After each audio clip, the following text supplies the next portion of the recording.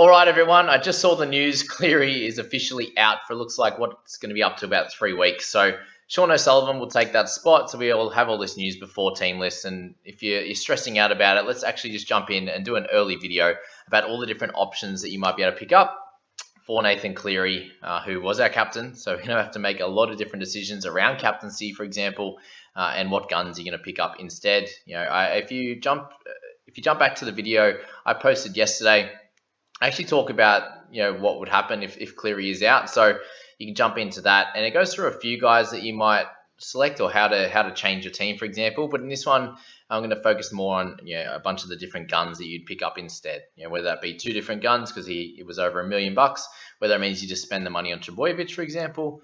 We'll go through that in this one here. So let's jump into just my generic team here. This is in the head-to-head crew. But if we remove Cleary, you obviously got 1.05 mil to spend, and also a captaincy. So at this stage, we can pop Haas as captain, for example, would be completely fine in this scenario. But would you want a clear gun half, and that's probably where we should start. And then we can with the halves position, we have a few guys that you could select in there, whether it's Kurt Mann, whether it's Snyder, whether it's Ilias. So you could start pretty light if you wanted to. There's also lots of different really good options in the half position as well. And guys, just a generic one, if you would like to keep up to date with all information that I'm posting, then please hit that subscribe button and also the notification bell so you can find out exactly when I'm posting. But we start here with Cherry Evans at 822k. He's obviously someone that loses a bit of his, a bunch of his kick meter points, for example. But he's going to be someone in a pretty dominant side, and that's who you'd like in, if you're spending big on the money, you want someone that's going to be really consistent. And if you look at DCE, he is going to be fairly consistent. And Crichton's there. He's someone that I actually am interested in looking at, especially now that Cleary's done, and you probably want a couple of guns to cover that position. So, we're looking at DCE there. You got Luke Keary, who I think just had that short amount of games in terms of a consistent thing to look at.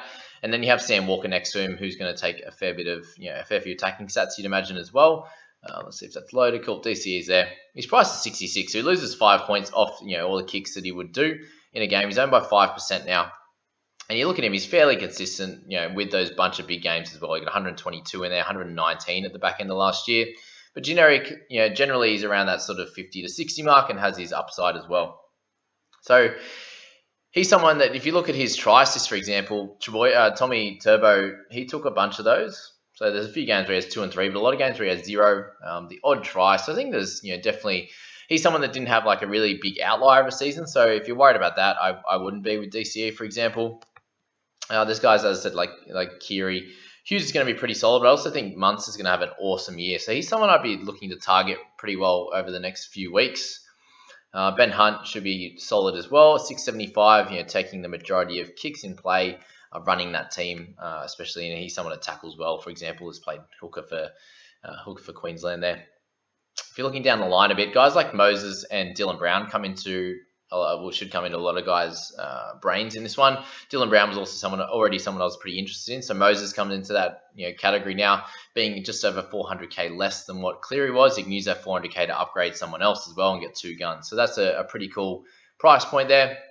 A few people might become a little bit more interested in someone like Toby Sexton at 600k, Matt Burton at 593, which I spoke about in yesterday's video. You can really do a lot when you pick up guys like Burton and Sexton. You can get a couple of guns.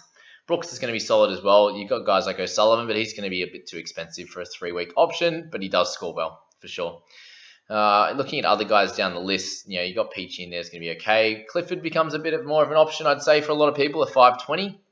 So you're getting a guy that's probably going to be averaging close to 50. Yes, the team won't be great, but it looks like he's going to be in control of that squad, kicking goals, doing a lot of things right. So he's going to be someone who's pretty solid. Brimson is actually someone I had forgot to mention in my fullbacks video. I was meant to, so sorry to guys that mentioned that in the comments, but we'll pop him up there as well. But in terms of the rest of the guys in that halves position, Walker's going to be solid as well. I know TK and a few other guys are pretty keen on him. Guys like Hastings. So there's some of the guys that you should be thinking about. Dylan Walker, a lot of people are asking me about as well, so we'll look at him quickly as well. So Brimso, Obviously, coming from the fullback position, we just don't know what his role is going to be like. You look at his meters gained, you'd say it's going to be less than that. He also already had a fair few try assists last year across the season. Obviously, slowed down a little bit towards the back end, but that's something you'd probably expect maybe at max 1 a game.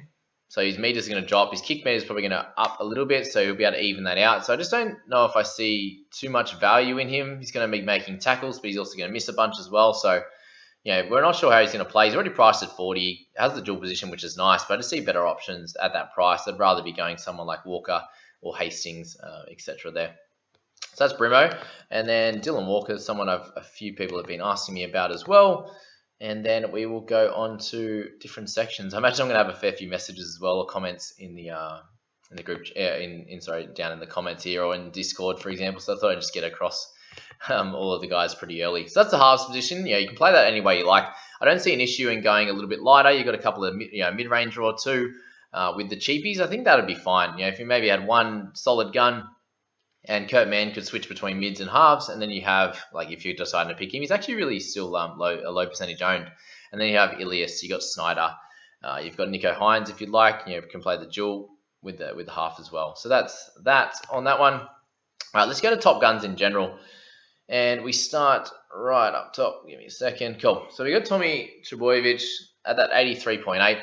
My worry with him is just the how well he went last year. Very much an outlier of the season. He's someone that I think has the ability to average sort of 60 the first bunch of games, and when he's priced in the lower 70s there, he's going to lose a bit of cash on that. So if you can pick a guy or two that are going to hold at least, who's going to score you around that 60 mark, I think that would be solid. For feeder, I can see him averaging somewhere between 60 and 65. Cherry Evans, I think, will be fine to average high 60s to 70. IPAPS, a few people have been asking me about him as well. I just think he had too much of an outlier of a season with how many tries he scored, and really emerged from being a mid-range to a gun, and I just want to see him back that up. So I might pick him up at some point in the year, but right now it's probably a no at this stage. Reed Mane is going to be solid as well. So if you're removing Cleary, then maybe it's an option to pick up a gun in the half, and then if you are sitting like me with someone like Lawton or just going with Randall or something, it might be ideal to pick up a gun in the hooking position now. So that's something I'm going to be looking at, and obviously once team lists drop in a few hours, then we'll have more of an idea as to how to play that as well. But yeah, Cook and Mahoney are going to be good. Tohu Harris, let's talk with him as well. We'll address that. So it looks like he could be coming back a little bit earlier. So anytime between round 3 and 5, probably more likely around approximately round 5. I think that spells some issues for Katoa if you're looking at him. I know a few people are interested in him for sure. I think he's going to do okay, but he'll be the one to move back to the bench. It looks like if they've clearly moved Aitken to the back row, they see him having a fair bit of talent there, and something that he'll be able to, somewhere where he'll be able to develop, which he has in the off season, and there's no real point, unless they have just random injuries in games, to move him to the centers. I think it's just smart. They've spent the whole time in the off season getting him good in that position. Katoa's a bit more of a guy that isn't going to be able to play big minutes, consistently really well. So I think having him as an impact guy off the bench, or even at the start of the first few games, and an impact guy off the bench will be better for their team.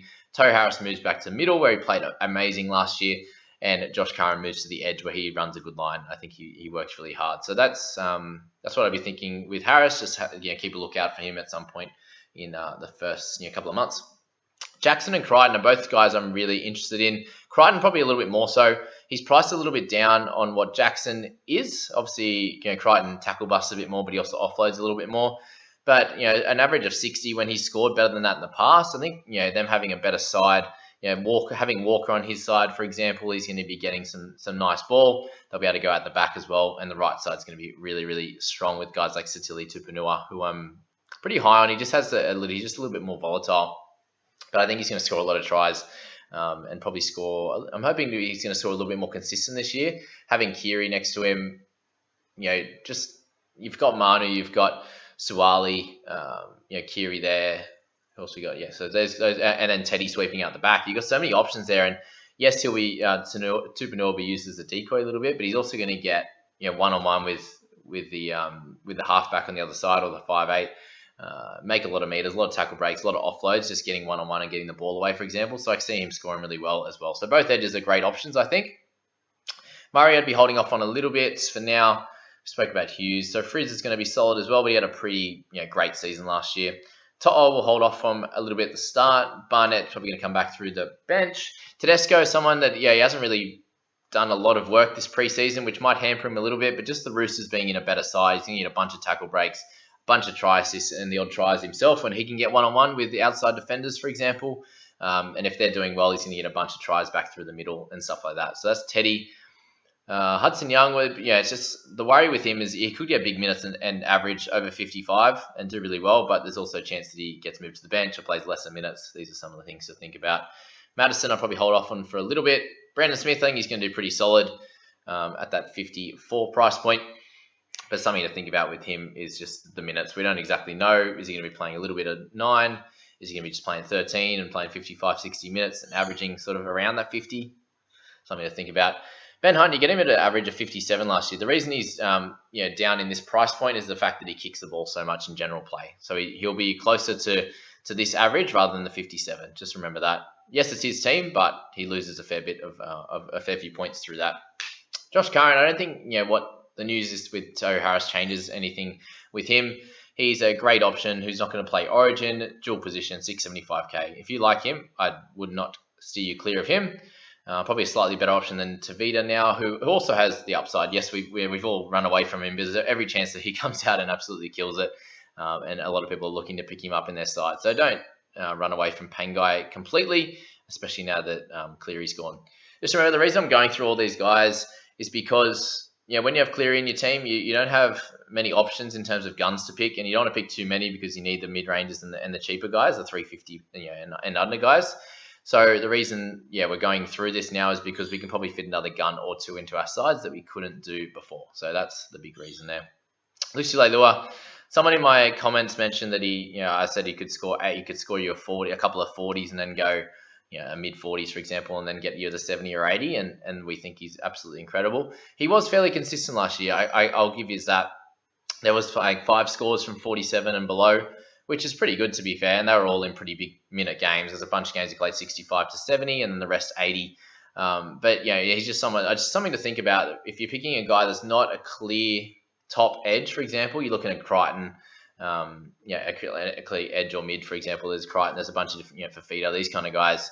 If you're picking up these guys a little bit cheaper, if they do score a little bit lower, if they get 49s and 50s, which is a lot of the scores he got last year, you're like, I'm missing out on the 65 to 70 that those guys get. Yes, you're spending more money on those guys, but it's just more just thinking about the mindset. If you can handle him getting a 45, a 50, a 51, a 51, over that first month, that's probably the way to think about it, rather than him being like a boom or bust 40 or 80. Just sort of explain that a little bit better. But thank you for pointing that out, that he didn't have a ridiculous amount of games under 45, for example. Who else we got? Adam Fanua-Blake, again, another solid one that you could pick up. Don't see the massive upside that people are talking about, but that's fine. Walker and Moses are going to be solid in the half position. And guys like Taumalolo, I suppose, comes into the thoughts of many of you guys. And that's probably all of it at this stage. At that price point, yes, you could go with someone, another gun in your centers, for example, whether that be Jack Bird, Burton, Aiken, these kind of guys. It might be a smart idea to go with 2 gun fullbacks if Pappenhausen plays. Might be good to go with 2 gun mids. Might be smart to spread it across and have Aiken down in the centers. You have one fullback gun, one center, one half, one edge, one mid, and then have a gun in the hooking position as well. You should be able to do have 6 guns rather than 5 now. I think will be pretty solid. But I suppose that's probably all I need to speak about in this video regarding the news with Cleary. And then we'll just find out more come team lists, and I'll analyze those team lists as they come out. But I hope you enjoyed that, guys. We'll catch you in the next video, which is going to be those team lists. Get excited, team. Bye-bye.